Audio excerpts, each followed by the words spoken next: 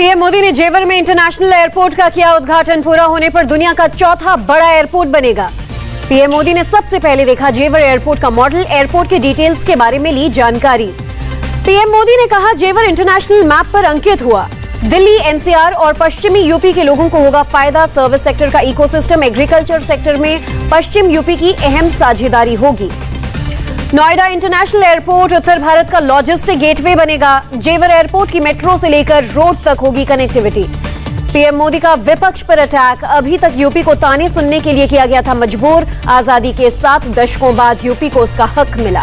PM Modi का आरोप, पिछली सरकारों ने यूपी को अंधकार में रखा, अब यूपी को मिली अंतर्राष्ट्रीय साख।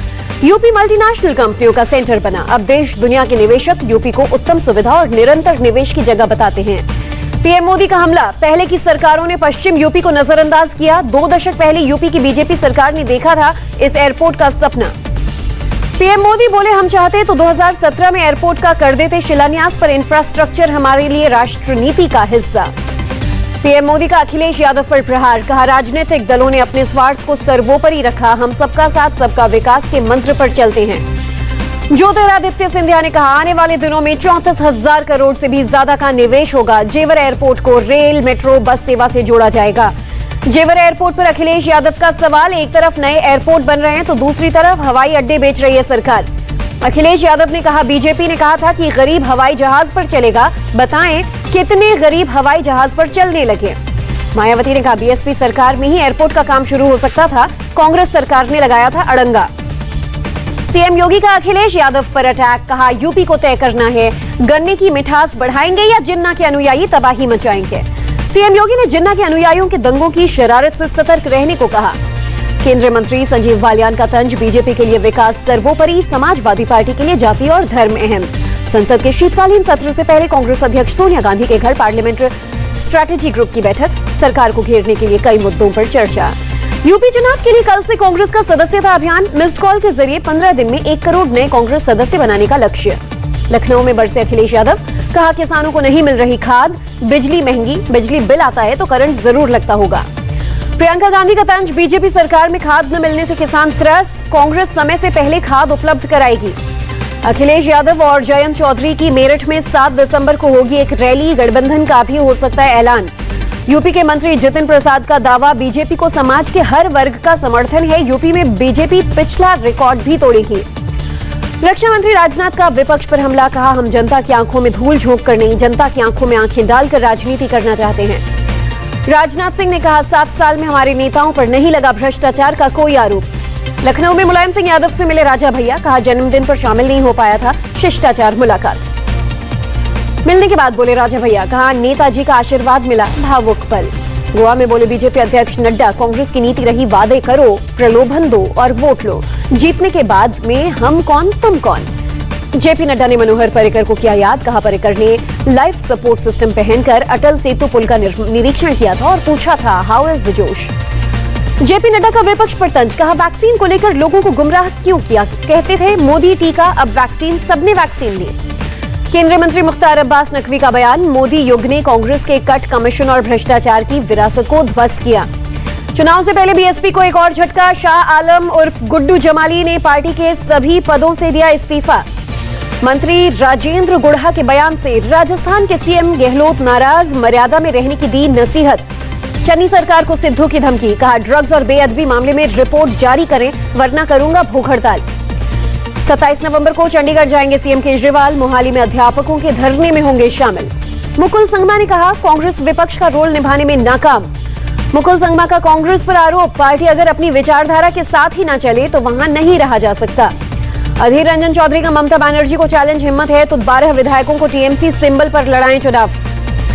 मेघालय में सियासी उठापटक को कांग्रेस नेता मल्लिकार्जुन खड़गे ने बताया साजिश। कहा, आलाकमान लेगी फैसला।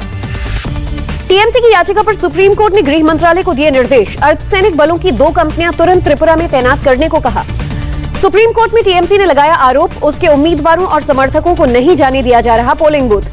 त्रिपुरा में निकाय चुनावों के बीच विपक्ष सरकार के खिलाफ सड़कों पर उतरा। अगरतला समेत त्रिपुरा में 14 नगर निकायों के लिए हुई वोटिंग। 28 नवंबर को आएंगे नतीजे। उत्तराखंड चुनाव प्रबंधन समिति की बैठक में शामिल हुए प्रहलाद जोशी। बोले, बीजेपी की पूरी तैयारी।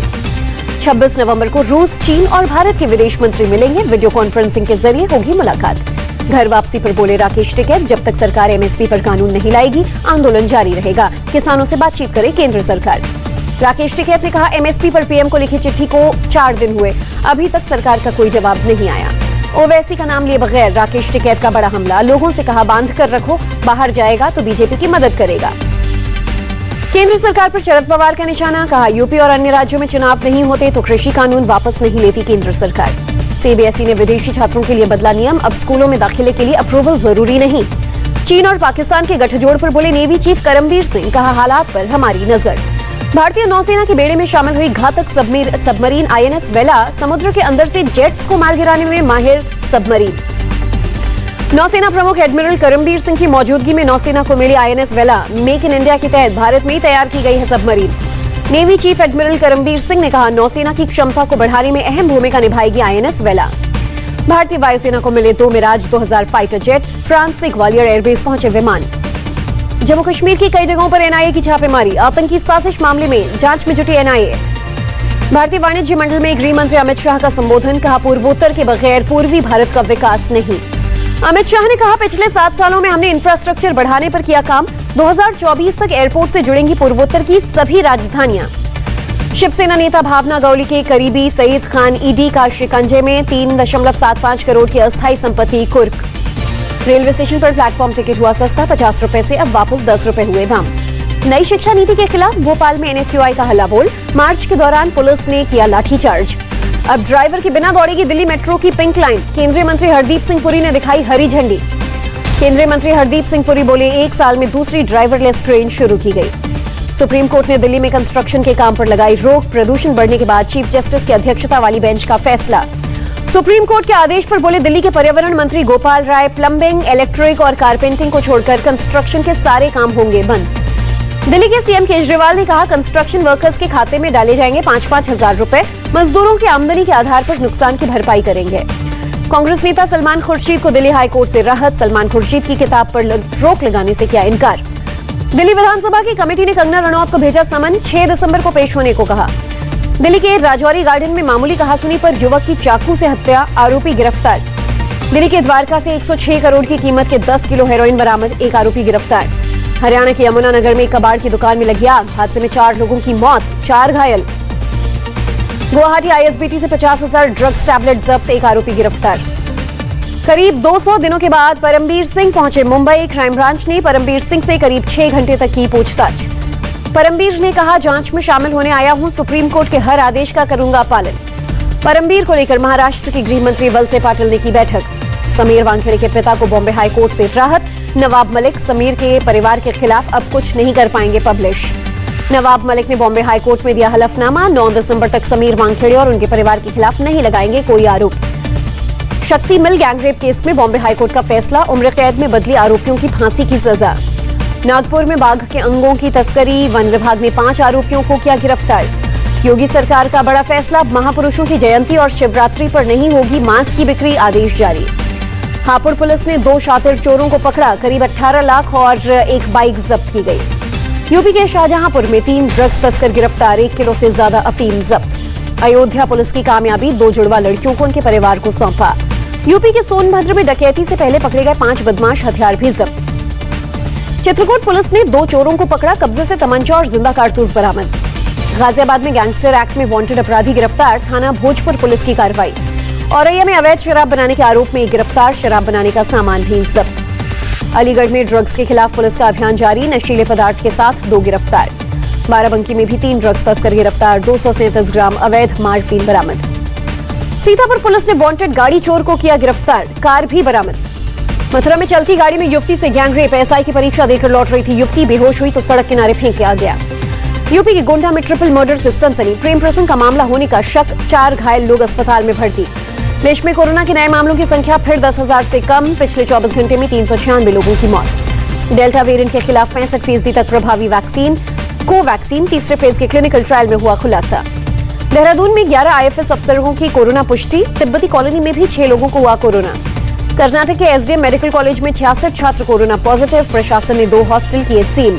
केरल में कोरोना के 5,987 नए मामले, 24 घंटे में 56 की मौत।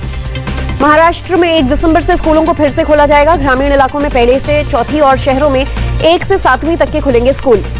ओडिशा मेडिकल कॉलेज के 54 छात्र कोरोना पॉजिटिव, संक्रमित छात्रों को कोविड यूनिट में रखा गया।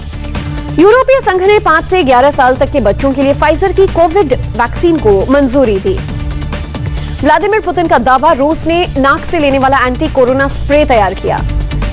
जर्मनी में कोरोना से मरने वालों की संख्या 1 लाख के पार, 1 लाख से ज्यादा मौत वाला यूरोप का 5वां देश बना। इटली में कोरोना पाबंदियों में सख्ती, सिर्फ वैक्सीनेटेड लोगों को ही इंडोर जगहों में जाने की इजाजत। इटली में 40 लाख से ज्यादा लोगों ने कोरोना की बूस्टर डोज ली। दक्षिण अफ्रीका में कोरोना का नया वेरिएंट सामने आया, वैज्ञानिकों की रिसर्च में सामने आया। मलेशिया और सिंगापुर एक दूसरे के लिए खोलेगा लैंड बॉर्डर, फुली वैक्सीनेटेड लोग कर सकेंगे यात्रा। स्लोवाकिया में 2 हफ्ते का लॉकडाउन लगा, कोरोना के बढ़ते मामलों के बाद लिया गया फैसला। इथियोपिया में तेजी से बिगड़ रहे हालात, खुद युद्ध के मैदान में उतरे पीएम अबी अहमद, उप प्रधानमंत्री चला रहे देश। इथियोपिया के ओलंपिक गोल्ड मेडलिस्ट हैल गेब्रेसेलासी भी जंग के मैदान में उतरने को तैयार, कहा देश का अस्तित्व खतरे में। फ्रांस से ब्रिटेन जा रहे 31 शरणार्थियों की मौत, इंग्लिश चैनल में डूबी नाव, कैलसपोर्ट के बाहर इकट्ठा हुए लोग। जर्मनी में 16 साल बाद एंजेला मर्केल के युग का अंत, सरकार बनाने के लिए 3 पार्टियों ने किया समझौता, ओलाफ शॉल्ट्ज लेंगे मर्केल की जगह। अमेरिका में अश्वेत नागरिक अब अहमद अरबरी की हत्या का मामला, अदालत ने 3 लोगों को दोषी ठहराया। पेरू के राष्ट्रपति के पूर्व सेक्रेटरी के बाथरूम से मिले $20,000 अमेरिकी डॉलर। थैंक्सगिविंग के मौके पर छुट्टियां मनाने निकले लोग, अमेरिका के एयरपोर्ट पर लगी भीड़, कोरोना के चलते पिछले साल लगा था ट्रैवल बैन। सर्बिया में राष्ट्रपति भवन के बाहर प्रदर्शन, सरकार पर प्राइवेट डील के तहत विदेशी इन्वेस्टर्स को फायदा पहुंचाने का आरोप। सोमालिया में स्कूल के बाहर बम धमाका, 8 लोगों की मौत, 17 घायल। सोने चांदी की कीमत में बढ़त, सोना 195 रुपए और चांदी 569 रुपए महंगी हुई। डॉलर के मुकाबले रुपए में 11 पैसे की गिरावट, 74 रुपए 51 पैसे रही $1 की कीमत। सेंसेक्स में 454 अंक की बढ़त, निफ्टी में भी 121 अंक की उछाल। कानपुर टेस्ट का पहला दिन हुआ भारत के नाम, पहले दिन के खेल के बाद टीम इंडिया ने 4 विकेट के नुकसान पर बनाए 258 रन। अपने डेब्यू टेस्ट में श्रेयस अय्यर ने खेली नाबाद 75 रन की पारी, रविंद्र जडेजा ने लगाया करियर का 17वां अर्धशतक। पंकज त्रिपाठी का back to back busy schedule, film OMG 2 की शूटिंग खत्म करते ही शुरू की फिल्म शेर दिल की शूटिंग। अक्षय, सारा और धनुष की अतरंगी रेखा ट्रेलर रिलीज, 24 दिसंबर को डिज्नी प्लस हॉटस्टार पर होगा प्रीमियम। काजोल की बहन तनीषा मुखर्जी की फिल्म कोड नेम अब्दुल का ट्रेलर रिलीज, 10 दिसंबर को रिलीज होगी फिल्म।